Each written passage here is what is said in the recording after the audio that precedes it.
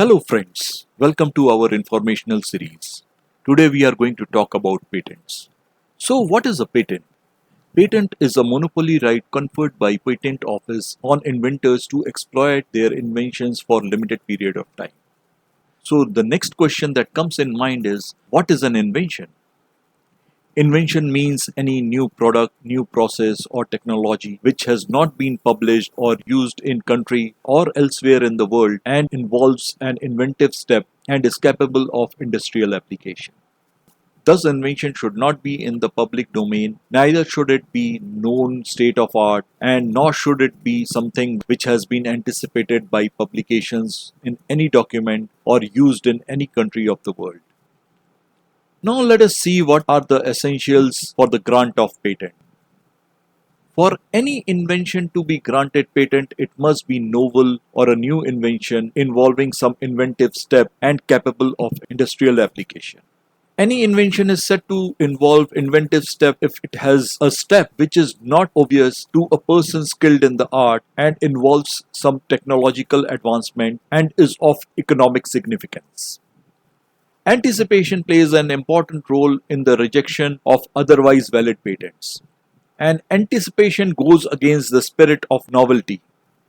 Typically, if the examiner finds that the claim may be anticipated by any prior specification or prior claim or any prior document, then such an application for patent is sure to be rejected or sent back. However, the Act recognizes certain anticipations that may not invalidate the patent claim. Use and publication after provisional specification is also not considered as anticipation.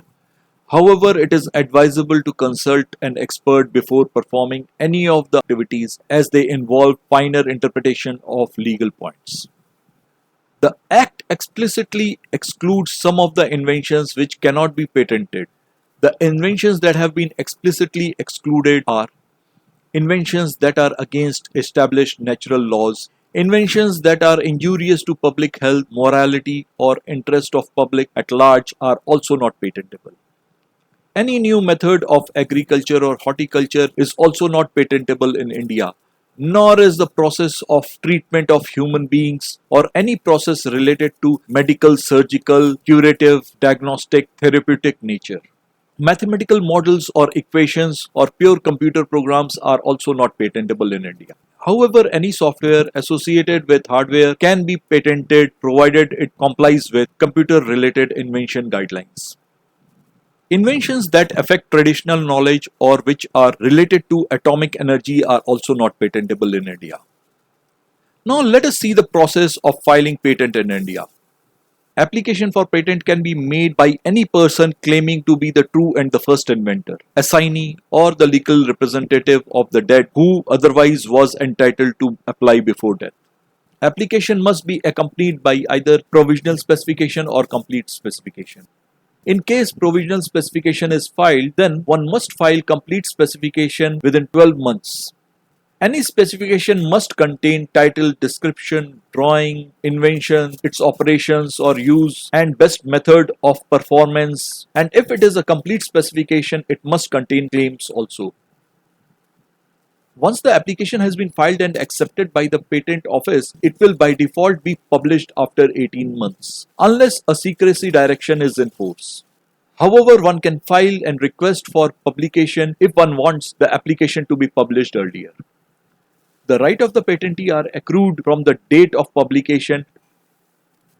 Once the publication has been made, one has to file request for examination within 48 months from the date of application, and if application for examination is not filed within the time, application will be considered as withdrawn. One can also make application for expedited examination if applicant is a startup or in case India has been selected as an ISA or IPEA. An examiner is assigned to the application who provides his input to the controller in form of a report, which contains if application and specification comply to the Act, if any lawful ground for objection exists, result for investigation of anticipation, any other point. Based on the report of the examiner, the controller will communicate the objections to the applicant.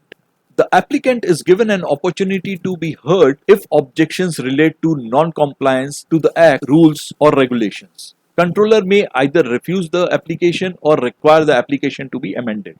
If the objections relate to multiple inventions filed in one application, controller may order division of the application. If the objections relate to anticipation via prior publication, etc., controller may refuse application unless contrary is proved.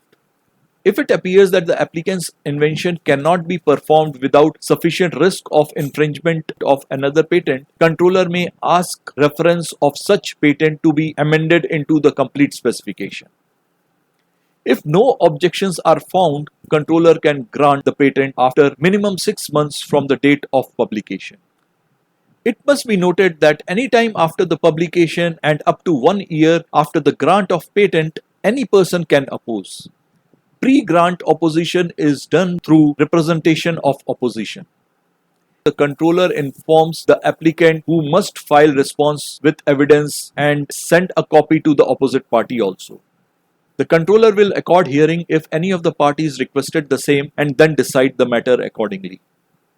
Post-grant oppositions follow a similar process. On receipt of notice of opposition, controller subsequently constitutes an opposition board, which then takes the decision as to if the patent can be maintained or if the patent needs to be amended or if the patent needs to be rejected.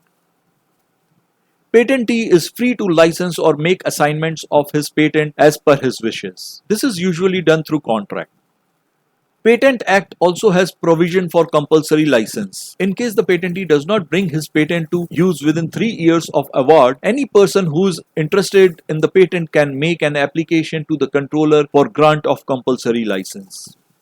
The notice is served upon the patentee, and after hearing, the controller may either provide 12 months to the patentee to bring his invention to the market or award compulsory license. Controller can revoke patent if the patentee does not work his invention even after 2 years of grant of compulsory license. The patentee is free to work his patent and make application for termination of compulsory license, and the controller then decides after hearing the compulsory license holder. Let us now see the remedies available under patent. The civil remedies fall under 3 categories. In case of infringement, the patentee can file suit for infringement in the district court and obtain not only an appropriate interlocutory or permanent injunction, but patentee can also claim damages. Any person can file a suit for declaration of non-infringement if such applicant has applied in writing to the patentee or his agent, giving full particulars of his process and as to how it is different, and thereby requesting the patentee to acknowledge the same. But the same was rejected. Remedy against groundless threats in the form of declaratory suits is also available to any person if any patentee is wrongly threatening legal action.